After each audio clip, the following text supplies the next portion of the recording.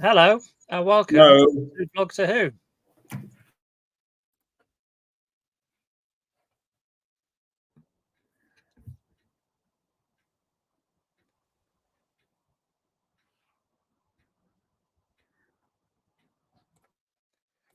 Hello, everyone. No. Welcome back, Susan, Manny. Great Hi. to have you.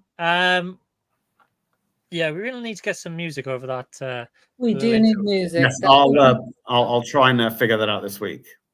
Yeah, Manny is responsible for the music. Okay. Yeah, but we've got the Giggle to talk about, and I think this is going to be an interesting subject, shall we say? I mean, I think we've all gathered quite a few opinions over the course of the last 48 hours or so. So, yeah, hopefully people watching on YouTube, you can join in with the discussion, leave your comments, let us know what you thought of the Giggle. But Manny, let's start with you. What did you think about Doctor Who the Giggle? Okay, I actually liked it. I thought it was great. It was, it was like a nice sort of like wrap up of like David Tennant's 14th Doctor.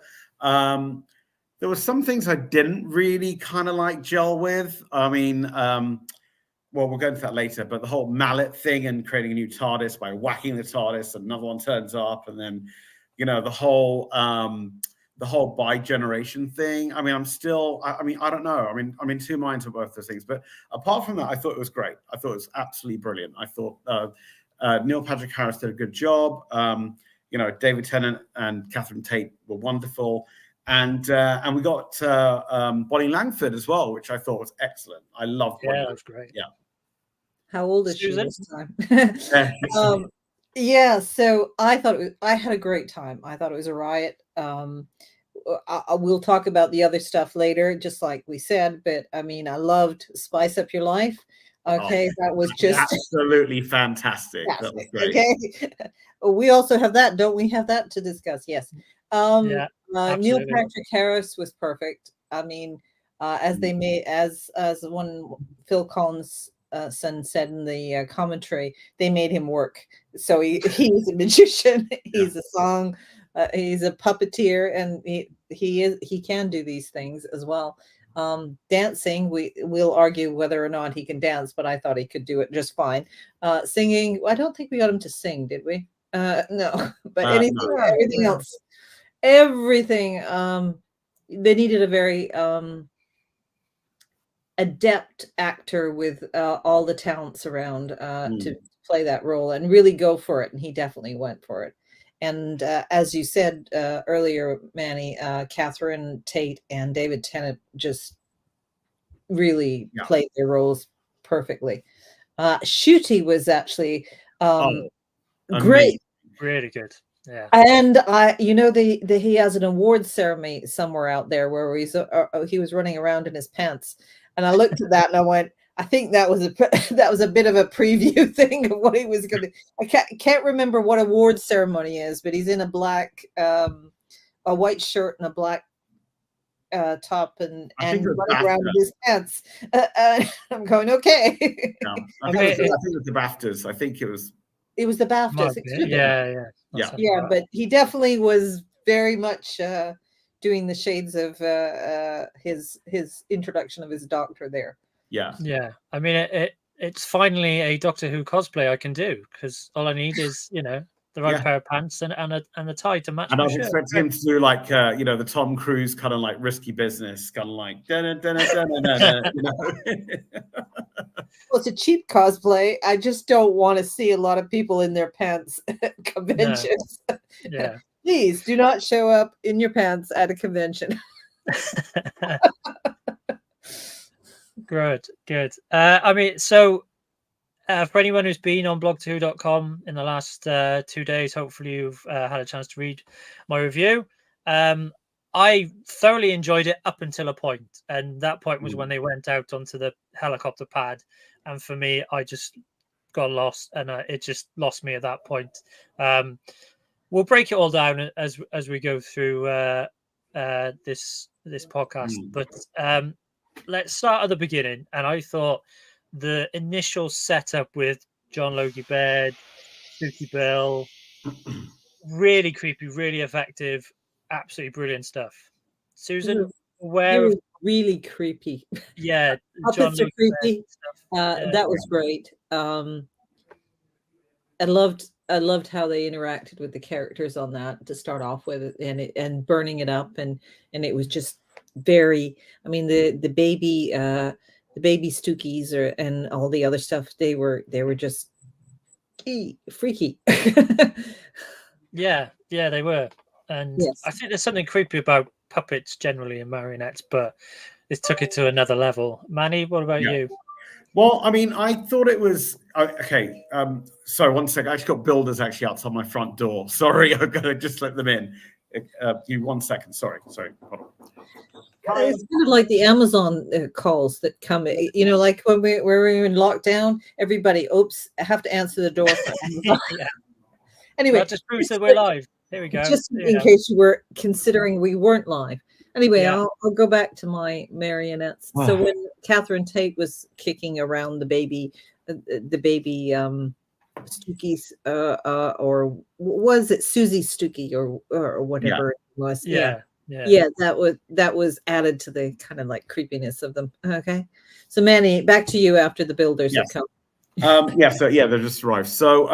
So the whole thing about what actually was a bit weird was when he made that comment about, oh, you probably don't get any rain where you're from, that quote to the I don't know if it's like Asian origin or Pakistani or Indian or Moroccan or whatever, but I thought that's a bit weird. I thought, but then I'm going to realize that he's not the celestial toy maker. He's just the toy maker, because I think the term celestial is kind of deemed racist. I think. I mean, I'm not sure, but it was weird.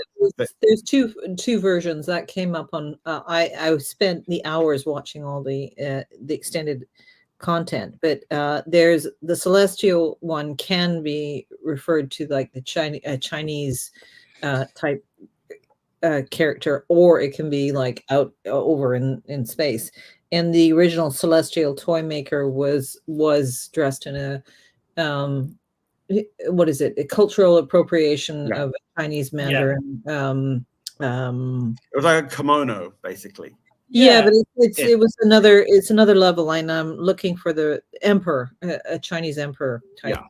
I mean, we might as well dive straight into this particular discussion, because it having watched Doctor Who Unleashed and the sort of explanation as to why Russell felt they had to make the toy maker as a character overtly racist, and that comment to the guy who comes in and buys Stooky Bill and things like that, I didn't really agree with, because I think, Susan, you used the perfect term, the cultural appropriation. There's a deliberate thing in his costume in the original Celestial Toy Maker story, which harks back to the sort of Yellow Peril kind of Fu Manchu kind of character, which I think is just a choice made in terms of costume. And for me, his character isn't racist and doesn't need to be made racist, but I can, because the term celestial, in the same way that Stephen Powell in Unleashed wasn't aware that can be used as a racist term. I certainly wasn't, and I don't think anyone in 1966 thought that it was. Well, I mean, I'd never heard celestial being referred to as a Chinese racist before. I mean, exactly. me neither. And I think removing that word from the description of the character kind of solves that problem. What was weird then is that they then used it in the dialogue between the Doctor and the toy maker. Yes, they did. Okay. So if you think that term is inappropriate, then don't use it at all, and let's move on. And I didn't believe that there was a need to make the toy maker overtly racist in the manner that they did. I personally didn't like that. I thought you could have done enough without sort of adding the the accents and things like that, because equally I think Germanic people people will be potentially offended about the use of the accent to kind of an association with evil characters and stuff like that. So I think it's got actually made the issue more difficult to get a handle on. Well, I mean, they obviously made the dramatic accent be, oh, this is a world, but they didn't go with World War II. I noticed that they stayed away from World War II. I presume they thought was a bit step too far, but they stayed with the World War I costume type racist comments that used to be made with the PR about Nazis in World War I type thing, not Nazis, Germans in World War I. Okay, I'm sorry, I got my terms wrong. And they did say that they'd actually made the character racist. So yeah, I think he was scary enough without actually going down that level. You know what I mean? Yeah. Manny, what about you? Because I mean, it's a difficult subject, and I thought they'd initially balanced it out, but actually, as I say, made it a bit worse with the characterization. I mean, I'm just a bit stuck with it because, first of all, the whole accent thing also really threw me off as well. Like 1 minute he's French, 1 minute he's German, 1 minute he's this, 1 minute, and I kind of felt like it was sort of that Catherine Tate sketch, where she's doing all the different accents or whatever. And I thought why couldn't you just stick to one accent? I just didn't. Well, I mean, I must admit, I sort of liked when he was doing, I believe it was the English accent in the puppeteering, and then he switched in, and that's all right then. Do you know what I mean? Yeah. So I think he's playing with accents and trying to put people off guard and unsure of who they're dealing with and that sort of stuff. So yeah, again, that's another interesting choice in terms of it was just so abrupt, that thing when he switched to, and that's very not just an American accent, but I think it's a North. I'm going to get this wrong because I don't get American accents straight very well. I think it's more of a northeastern, like a Yankee type accent, which is a bit different than a Southern California, or whatever. It was the more harsher accents that come out of the northeast of the U.S., not the smooth ones that are in the South, or the bland ones that are in the middle of the U.S. Or California. You know what I mean? They tend to have whatever. And so just I mean, Manny, you mentioned Donna there. She throws in an interesting line after the bi-generation. Oh yeah, when she says, "Oh, do you come in all types of colors?" Yeah, which well, you remember Donna loves the brothers. She's a bit of a she likes the the darker complexion, as it were. Yeah. I mean, look at her first husband, her second husband, and all this, and now she's like, oh, there's, now he comes, and now he's a black, black man, and I think that point made her a bit excited and aroused or whatever, because a tendency to to go, I mean, that's her type, basically, Yeah, but again, it seems so out of place given what they're trying to do. I don't know, that stood out for me, and it really made me uncomfortable. And the whole ginger thing too, that was pretty. They touched on that too, about gingers being. I mean, the master and somebody else has touched on that, and he's always wanting to be ginger and all the other stuff. That's not. I mean, the master always, what was it he said? It's always earth women or something or other. Yeah. Well, I mean, talking of redheads, we had one particular redhead who came back. Yeah. Oh, she was brilliant in this one. Okay. Now, she was great. The idea that she was the first redhead, I mean, what about Turlough?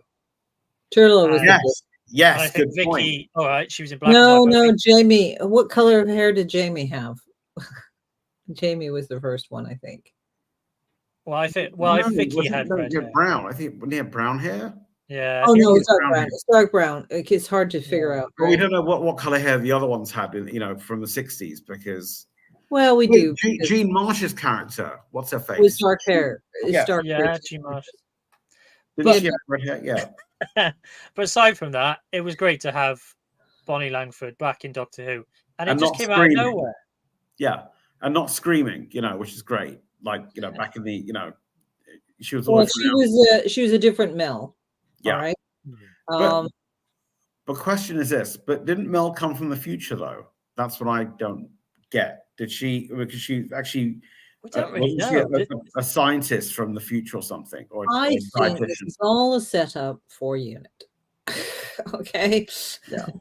So I think you're going to find out that she somehow, I don't know, Captain Jack took her on his vortex manipulator and saved her out at some point. And how old is she at this point? Because Savalon Glick was 101. Yeah. I mean, he certainly wasn't 101 when she ran into him. And let's see. Yeah, I mean, we don't really get an introduction to her. She's supposed to be, I think the original idea was she was a computer programmer or someone from Pease Pottage. So, not futuristic, really. It was 1980s current companion, but we don't really know because we never really saw it. They didn't explain where Mel came from, Yeah, really. she turned up, yeah. She's just there, and the whole character was Sylvester's Seventh Doctor didn't know where he was up to, and Ronnie and whatever.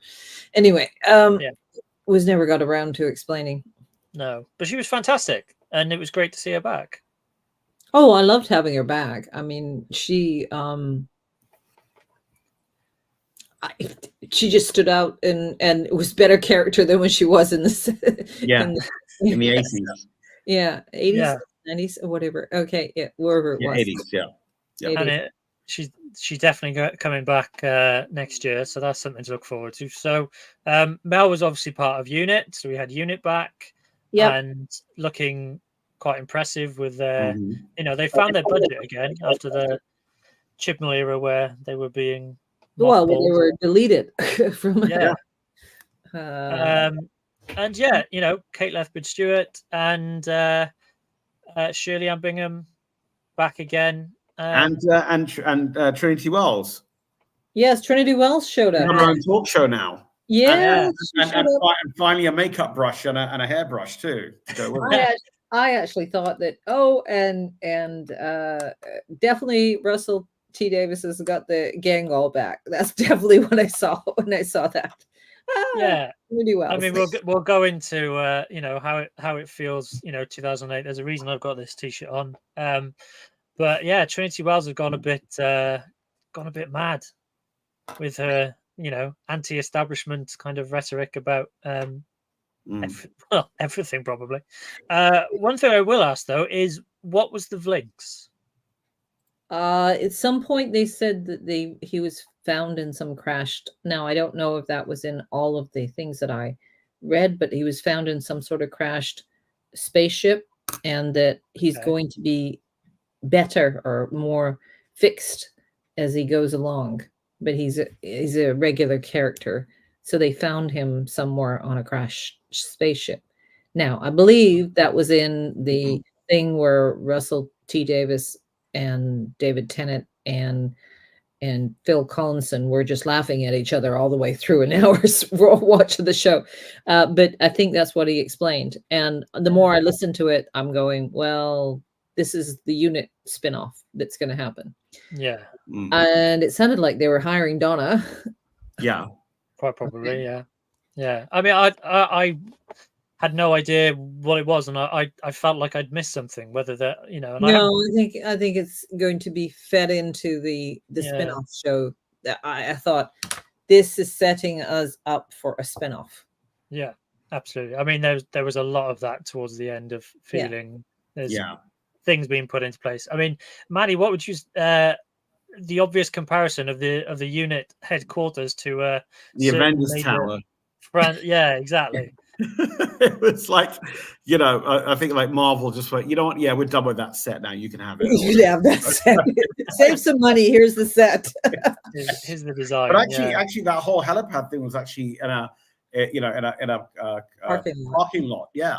The whole helipad thing was, but yeah, it just feels weird. It was like, and I like the line when it said, unit was supposed to be like, a secretive organization, and now all of a sudden you got the biggest skyscraper in London, with a massive helipad with unit written on the side of it. Like, yeah, so I was going to say the unit letters written on the side is as big as you can possibly. Yeah. I wonder if that's headquarters now, or is it still Geneva? Was it? Yes. Yeah. I think they're free of Geneva now, but because I mean, in the flux, they said they dissolved unit in Geneva, and then I think So it's not United Nations. Well, it's the name has had 15 different acronyms in its time frame. Yeah, I mean, so hello to everyone watching live on YouTube. Feel free to comment, and we'll include some of your comments in our discussion. But as we're talking about the sort of unit set, we obviously had the Spice Up Your Life scene. Oh, that was great. Wonderful. Excellent. Absolutely wonderful. Okay. I just thought it was great. All right. The way they did it, how camp it was, how over the top, and then everybody shot rose petals everywhere, and and it was also cruel as well, because they spun around Kate and Mel and basically hurt them. with how they fell down and things, and then they killed two people, which that was the first time that I've ever heard the doctor say, sorry, they're dead. I can't do anything. They're dead. So I was sort of expecting they're dead, Jim. Yeah. Manny, I'm not sure. Were you aware of the song? Because Neil Patrick Harris apparently wasn't. What the lyrics of the song? Well, the Spice Girls. Yeah. I mean, I just can't imagine how he had avoided it all these years. But he didn't know. What he song? didn't know the song. What? He didn't know the song. Oh, wow! I mean, like that was like what? And that was number 2 in 1997. Yeah, where were you in 1997? London. I was at university. DJing in London. I'll tell you why I know that, because Aqua Barbie Girl was number 1. Okay. And that's why there we go. Your Life was number 2. That's my old DJ gig, my DJ days come back to. Yes. Ex-DJ at Heaven, right? Yes. Yes. Yeah, I thought it really summed up the sort of wildness of the toy maker, the sort of crazy. He's just a lunatic. He's just insane. It's fantastic, and like that's what you want of a character who has all this power. He's basically a god, isn't he? And he changed like a soldier into a balloon or something, like decapitated him and put him in a balloon, whatever. I thought that was that was like really, really like freaky, but yeah. I mean, it was to show that it was complete chaos. There was no rhyme, no reason to how he executed anything. Sort of in response to that little fight that Shirley Ann Bingham and the doctor had beforehand, which was a bit of a spat. But I also thought the whole thing that what I liked though was the whole Kate Stewart having a go at her about like, oh, you can stand up and you can like, you don't need the wheelchair and you could do this, and that was exactly what the sort of feedback was from when she crossed her legs in the in the Star Beast, and everyone was saying, well, why is she in a wheelchair when she can use it? Yeah, I hadn't picked up on that. Yeah, I mean, now you bring it up, I think we haven't really discussed the sort of the setup of the Giggle being implanted in screens, and every time people are on their screens, which we all are, we're doing this looking at laptops and whatever computer screens now. And I thought it was a brilliant idea, the way it was explained in terms of well, everyone just thinks they're right because that's what the human race is in 2023. Yes. Everyone is so confident in their opinion and shares it and shouts and cancels. Was it, the description? It was absolutely brilliant. Susan did that kind of. Oh, that rang to me. 2023. Yeah, that definitely rang a bell to me. The shouting, it was essentially a statement. I mean, we get our own not a great deal of social media stuff and everything, but everybody's right, and we're looking at things going, well, that's an interesting thing. It's an opinion, but it's not based on facts. It was a bit like a dig at the vaccine, I think, like the whole vaccine thing about the anti-vaxxers like having their soapbox. I think that was kind of like the sort of undertone of a lot of that. There's a lot of things that was being said. Yeah.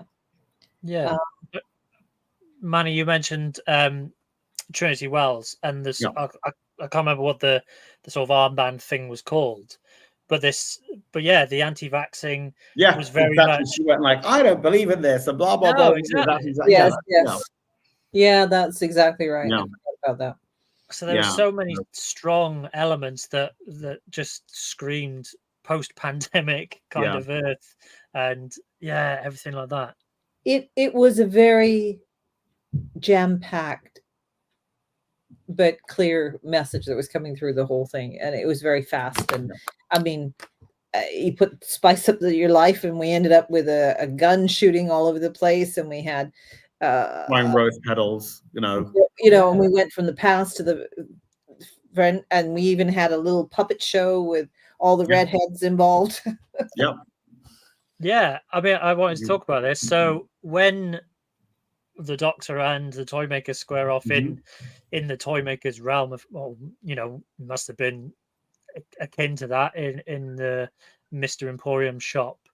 The whole sequence and set of scenes put together is just so brilliantly done, from the corridor with all the different doors through to the hilarious puppet show where he's running through all Amy and Clara and Bill, and then none of the others. Yeah, absolutely. Just to bring in what Just Jordan, thank you for commenting. The Kate Stewart little monologue was really well done. Completely agree with that. A lot of things that people think but don't necessarily say, and then that filter is removed. Yeah, he's playing humanity off against itself, basically, isn't he? Absolutely spot on. Susan, were there any sort of highlights within the puppet show? I particularly liked the sort of Amy Pond and the Doctor arguing, oh no, she went back in time, she's fine. Well, he was always justifying that everything was okay. So I mean, he was obviously hurt by the whole thing, and then it's like, well, he explained what it was going, and then the Toymaker basically came out with that, oh, that's all right statement, putting a little knife into him and turning it, because it wasn't all right, for the Doctor, and it wasn't all right that Bill died, and it wasn't all right that Clara died held in the last second of her. So none of those things have been all right, and it was sort of like a desperate attempt of the Doctor to try and say, well. And then they rounded it up with they mentioned Adric. Do you remember at the end? Oh yes, Adric. Yeah. I mean, there were a lot of mentions throughout the episode, really, weren't there? From the talk a bit later about 14 and 15, but I mean, anyone who mentions Sarah Jane Smith, it just brings tears to my eyes, because that was just really really sad. But that's always been very sad. I keep on remembering that piece where I said there's something about Sarah Jane. There was always something about Sarah Jane. Yeah, absolutely. Elizabeth Slaton too. Yes. But for me, it was really funny seeing them all sort of stacked against one another. The companion, them all falling at various things, and actually, it made me reevaluate their sort of endings, because a lot of them are pretty horrible, and they all. Yeah. Well, I think the I- only one that got a good ending actually out of the whole thing, if you go back to it, is Martha. Yeah. Yeah. Well, Okay. well, no, but her family all went like batshit crazy. They all suffered. Yeah. Yeah. They all Yeah. suffered, but I mean, she walked out on her own terms. Yeah. She's the only one that did. Okay. Yeah. Well, nobody really leaves by choice, really. It's Yeah, I mean, I've always thought the Rose thing was a cop out, but that's okay. Do you know what I mean? So, Oh, yeah, technically she did die. So yeah, she died as well technically. Yeah. I mean, it was interesting, just as I say, to see them stacked up, and then the sort of card game, the high card wins, and I thought that was really effective because it's a fairly obvious thing, high card wins, etc. But just the tension between the two of them, and again having the toy maker allude to stuff which is obviously going to come up in future, saying, how the master begged for his life and became the gold tooth and all that sort of stuff, and just alluding to stuff is classic Russell T Davies, isn't it, Manny? Yeah, and then and I mean, the tooth thing, and then and just like what was it, the end? What? No, not the end time. The last of the Time Lords. A hand comes in and takes a tooth. Oh, with red nail polish. With red nail polish, to say exactly the same. Like it's scene for scene, basically. Yeah. And so does that mean the master can now generate now too? Well, let's get into it. Let's talk by generation. I mean, this is the point in the story where I lost it, and it had me up until that point, and I thought, oh, brilliant, Shooty's going to come in now at this point and be the one who saves the day. That's a brilliant ending. That's a brilliant way to do this story, and it caught me by surprise. And 14 is struggling, and you think, oh, brilliant, we're going to get Shooty and he's going to play the final game and that'll be it. And it just annoyed me. I've got to be honest, it really annoyed me because again, the meta crisis thing, it just felt exactly the same. It's the same thing basically. He's now with a companion, his best friend, and why can we not just get Tennant to do a regeneration? Just let him regenerate and stop messing with regeneration as a process. So does that make Shooty now 14.5? And a heart. Well, this is the thing. It just Or is it just a reset now? Is it because I think they're just resetting the whole series now for Disney Plus? So they didn't count. They didn't count the War Doctor. Yeah, and then the Meta Crisis Doctor. And they didn't count the Meta Crisis, but they did count it when they were actually redoing the regeneration, so that 11 was supposed to be the last generation of it. And then we took that out so that there's no. So and again, because we've doubled down on the timeless children thing, the numbers are all irrelevant anyway. And this is and then the fugitive Doctor too. You've got that one running around. I mean, is she a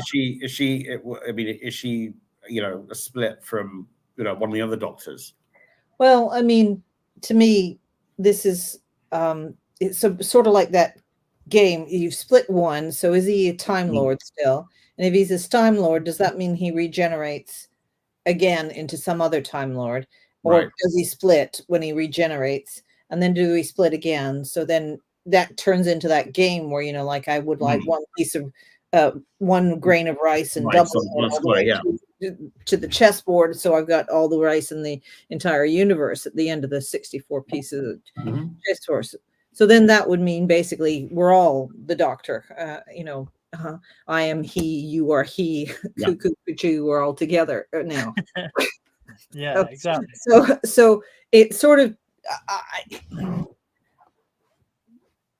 So I listened to Russell T Davis explain it, and they're all split, and I'm going, okay, they're all split. Then I just it doesn't seem internally consistent to me. So I don't mind the fantasy, I don't mind all the whatever, but the rules being broken and all the other stuff. But I just would like the story to stay a little bit internally consistent.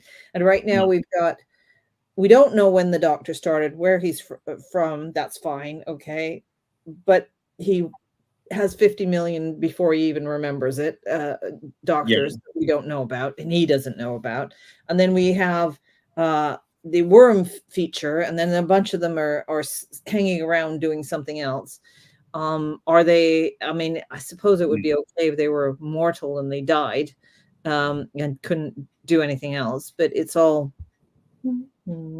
It all runs around, and I think basically we're all the Doctor at this point. Well, that could explain why Matt Smith was actually in Deep Breath, because remember he called up and he said, "Hey, this is me calling Clara from Trenzalore." Do you remember?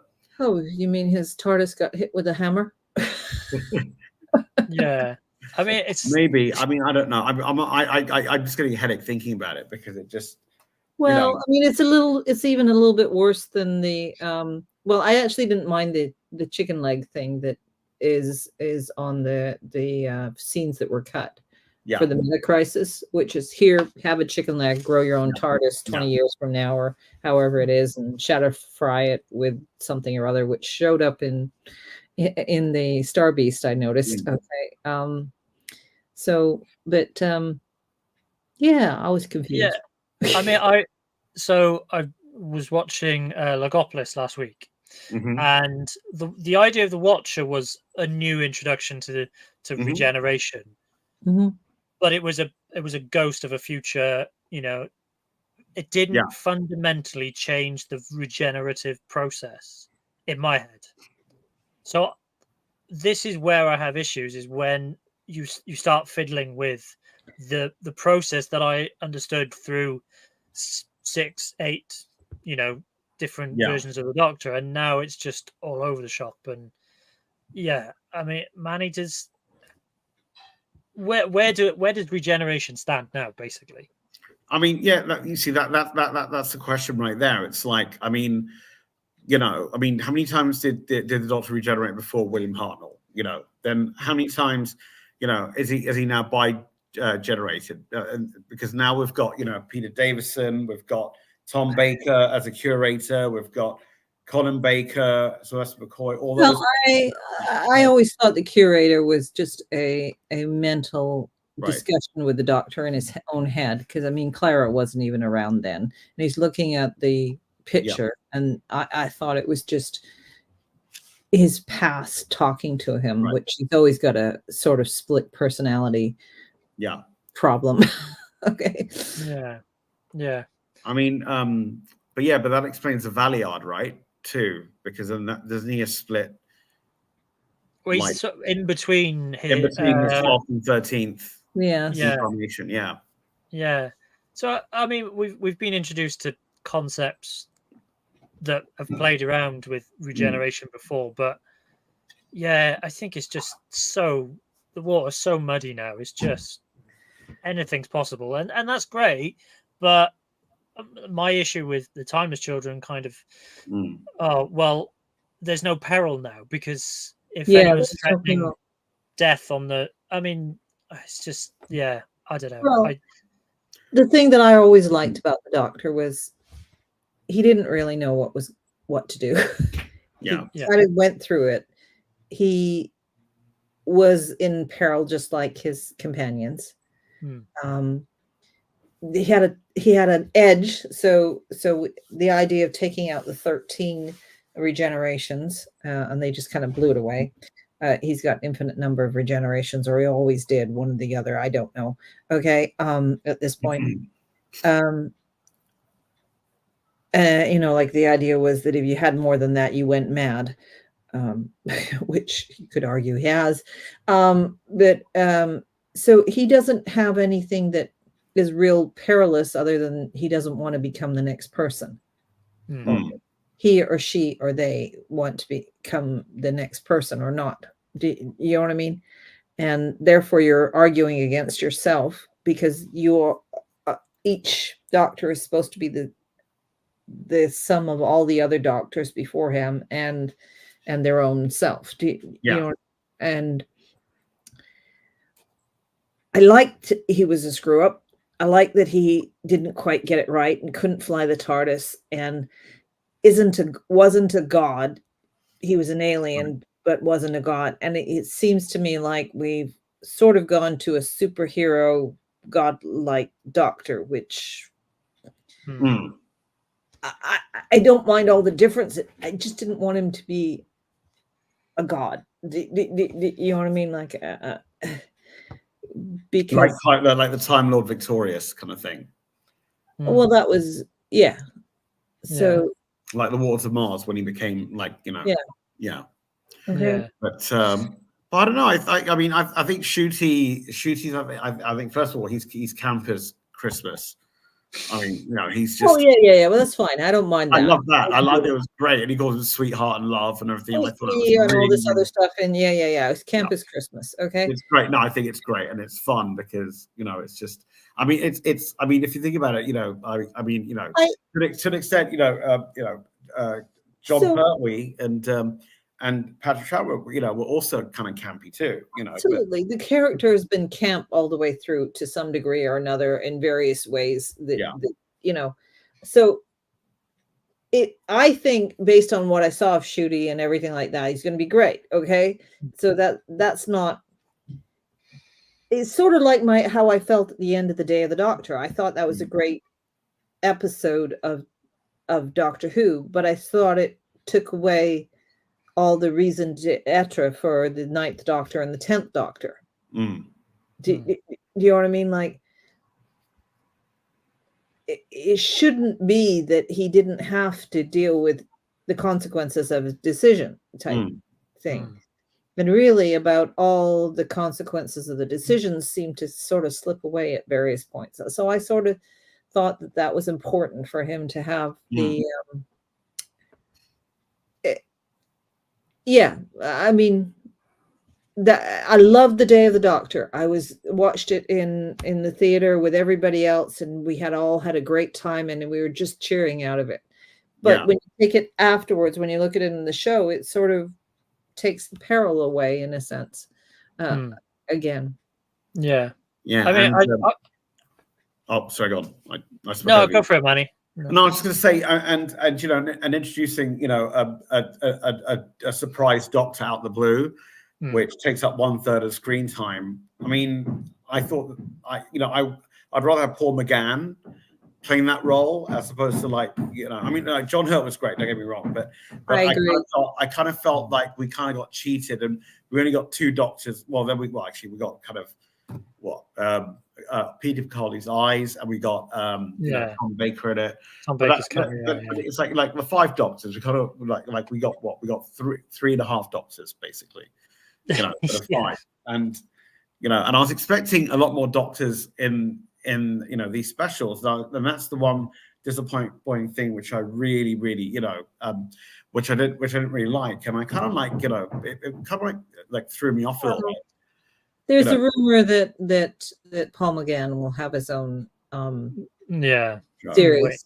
Wait and see on that. I mean, David Tennant at this rate too. Well, I mean, okay, so if Catherine Catherine Tate's Donna works for Unit, how is she not going to end up dragging him along? Yeah. And if she's working for Unit, how come she's not going to be there in the Unit special type thing? And then if she's not there, then sort of I mean, it lends itself to a Disney Plus kind of spin-off, whether availability and things like that, whether they've just I think it's the same with the Master Tooth picking up. It's not an immediate plan, but it's just leaving it open. Or so if they want to come back to it, and I think it'll be the same with. I think the Unit's been. It's like you know, when his hand you know, got cut off, and they kind of like left that lingering around, and then they finally found a place to, like, you know, deal with it and make something of it. Yeah. And then Missy picks up himself, I guess. Yeah. And I mean, you know, for all our discussion about the bi generation, you know, I'll just bring in this comment from Just Jordan again. You know, the concept of defeating the toy maker in that way and having the two actors who I thought were wonderful together. Yeah. I thought those scenes were brilliant and I really enjoyed them, but I didn't like the fact that they were having no scenes. And it's that's the thing I struggled with. And the Doctor hates himself, and therefore never actually. Yeah, and they'll get on, you know. Doesn't get along with himself because he goes and judges himself always. Well, they're the Doctor. They were getting along. I mean, you know, they weren't. I mean, you know, Tennant and Smith were, but not, you know. I mean, well, it's that you've redecorated. I don't like it. Yeah. I did like the "Here we go again" part. You know, the reference to John Pertwee's. I don't like it. You redecorated comes from the second Doctor talking. No, it's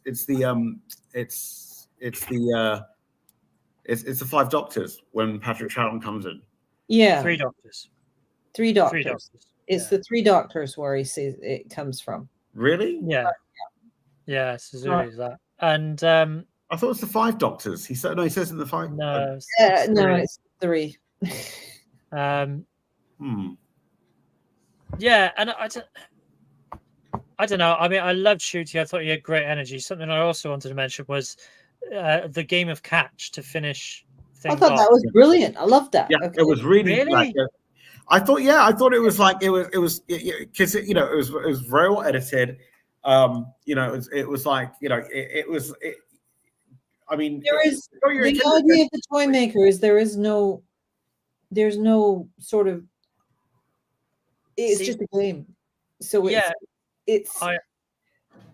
For me, it didn't work because I felt it was over too quick, and it needed to rack up the tension gradually with some, you know, fumbles and all that sort of stuff. Okay, it was just too quick. You're arguing that the episode was too short, which I would probably agree with you on that. Okay. Yeah, I felt scenes like that just needed longer to breathe, and I think you could have racked up the tension a bit more. But agreed. That's fine. And then you got the you know the ray gun that's supposed to like fire, you know, into miles into space. You know, all of a sudden only goes like about 10 feet through David Tennant. It's like smashes the glass up above. I do. He's compressed more. Compressed. Yeah, he got compressed. Okay, and the last scene. So, go ahead. Yeah, so let's go back to, you know, Shooty is now the 15th Doctor again. I thought he was brilliant. I thought it brings this energy and this. It was just charisma was just great, and you know, just you see, I was kind of worried when I first heard about the casting. I thought, just like every other time when, you know, when Donna was cast, you know, I thought, Catherine Tate. I really thought, you know, and then all of a sudden it's like Russell has this way of like just surprising you. In fact, I was watching The Party of Ways 2 nights ago with my friend Jack, who's never seen Doctor Who, and he finally saw it and he went like, "Wow, this woman can act." So I went, no. Before she was cast, we all thought she was going to be a nightmare, like you know, just like Mel, you know, from the 80s. And I think there was so the Christmas Bride, she was just shouty and loud, and when I heard that she was coming back, I went, "Oh my God, we're going to put up with that character for a whole season," and that she was brilliant. Okay. Yeah, it's a different character then, isn't it? It's a different character. Yeah. The Christmas Bride, the only time that the character showed up is when she told him he has to stop. Yes, to stop. Yeah. And I think it was the same with Billie Piper, because I think I'd seen the Canterbury Tales thing that she'd been in. She was quite good in that, but again, you're thinking oh, that's a bit of a leap. And I haven't seen any of Ncuti in anything else. And I've Oh, deliberately, he's great in Sex Education, but I've avoided Sex Education because I didn't want any preconceived ideas about what. and he that's might why I do was with the worried, role. because I was worried about, like, oh god, what were they done? But he was great, and the fact he's like, you know, he's campy and fun and sassy, and you know, the first black gay doctor, and it's great. Yeah. Question mark about the, you know, Harley Quinn mallet though. Yeah, that was a bit weird. I mean, how did that get there in the first place? You know, Exactly. Yeah. I mean, Yeah. all he could have done was just, like, I don't know, just flicked a few buttons and then just morph the new TARDIS or something. I think he should have given out another chicken leg. Okay, that's really what. Here's a piece of coral. Go grow your own. Put it in the backyard, and at least it'll give you some reason to stay in one place for a bit. Yeah. And again, you know, going back to just Jordan's point about, you know, the two of them sort of, you know, being there for each other, and this idea that 14 is really broken down by everything that's happened post Time War, and I think going back to the scene with the toy maker and the puppets, I think it all just sort of falls on him, and that survivor guilt kind of, he's lost to everyone, and I think it kind of married up nicely. And I think it's a way of, like, you know, erasing everything, you know, and starting fresh, because now you've got, you know, that doctor has got all the, you know, the time, you know, the timeless child thing, the whole flux thing, blah blah blah blah blah, this and that. He's dealing with that. The new doctor is now, you know, it's a clean slate. Well, I mean, Tennant's doctor, whichever one you put, is the one that Russell T Davies has tortured. Okay, because he did come out very happy, joyfully, cheery, you know, smiling at the Christmas party and everything like that at the end. And they just broke down that cheeriness all the way through all the tragedies, more so than the Ninth Doctor, because the Ninth Doctor got to feel better and then be the hero. Do you know what I mean? Rose changes him, and Rose changes him. He gets to sacrifice himself. He gets to resolve his honor and everything like that.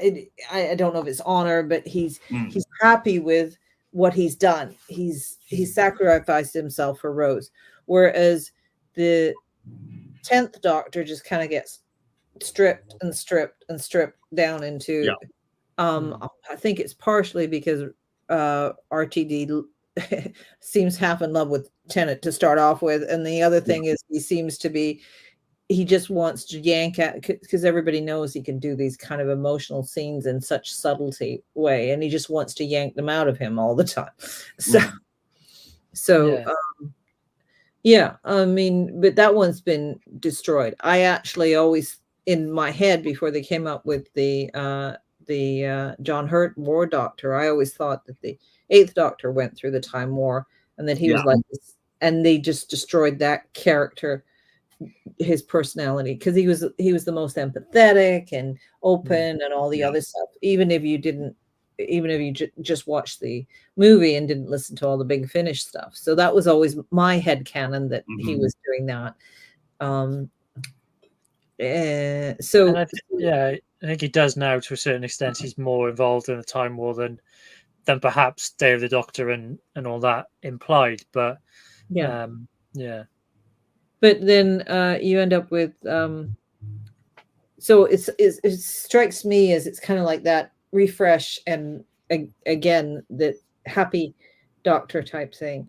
So where does 14 go now, really? I mean, he's found, you know, a sort of family unit that but he's still got a TARDIS that can take Rose. You know, is the 14th Doctor and Rose Adventures coming to Disney Plus? That was, you know, how it felt to me.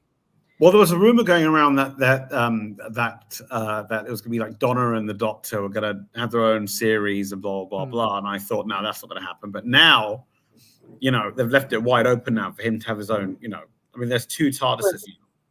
There's 3. There's the one sorry. in the other universe, which may or may not be.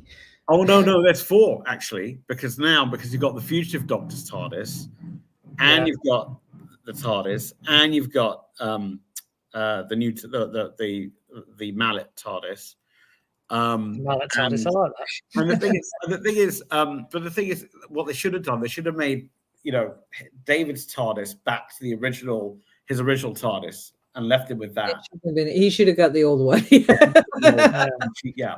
And like how Shooty's color scheme is now cream as opposed to bright white, you know, because it just You got the jukebox too. I thought that was I like how 15 picked the one with the jukebox in.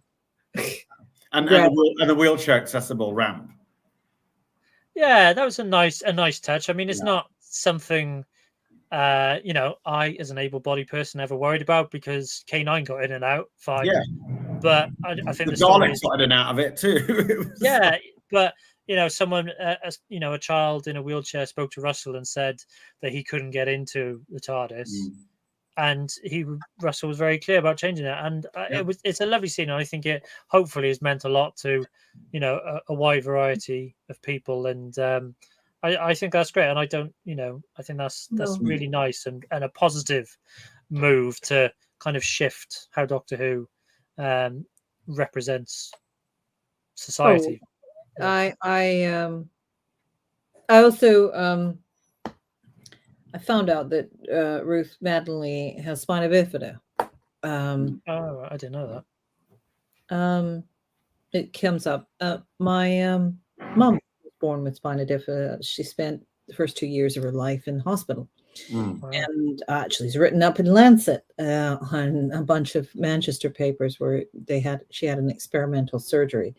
It allowed her to walk, but it started falling down in her latter part of her life, where her hip was taken to cover the whatever. And there's degrees of spina bifida and what you can and can't do and support and things like that. So I thought there were a lot of nasty comments that she could move and whatever, because spina bifida isn't one set answer. And they covered that with the whole Kate Stewart thing, like I said earlier. Yeah. It's weird how they actually you know, as those comments came out, you know, she actually said the same comments to her. Yeah, I think they were quite adept at understanding that, putting that in, and I was a bit floored when I heard that, because I mean, that's been something that's been in my life all my life. My mother could walk and stand around, but only by the grace of the surgery. It's a long story in our family. Very experimental that she had and everything. Well, hopefully we get, you know, Shirley going into the TARDIS and exploring that set, and that would be nice, you know. I'd like unit spin-off. I think it'd be nice moment. Sorry. No. I mean, the next episode really isn't that far away, and it's the Church on Ruby Road. Who's seen the video? Yeah, I think we might need to come online and do a whole other episode just on the Goblin King music video. Music video, yes. I did kind of say, yes, they're going for Christmas #1, but I really want Fairy Tale in Christmas. Fairy Tale in New York to get #1. So I'm very sorry. That's my little hope for Christmas #1. And if you do not understand Christmas #1, go watch Love Actually, and you'll start understanding. Well, I know Christmas #1 is, but we don't have that here in the US. Yeah, that's what I was saying. Is if you don't understand Christmas #1, go watch Love Actually. That's what it's about. It's a big deal over here to have. Yeah. Okay. Yeah, Manny, you excited for the Church on Ruby Road? I'm really excited because I think Shooty has won me over, and I really can't wait now for what he's going to do, and I kind of feel like it's going to, you know, it's breathing a new life into the show, as I call it, it's a 3-boot now instead of a reboot. So it's the third a 3-boot. Yeah, it's the third reboot of a show. Oh yeah, it is the third reboot. I agree. Yeah, okay. And it's now called Series 1 now. So it's weird.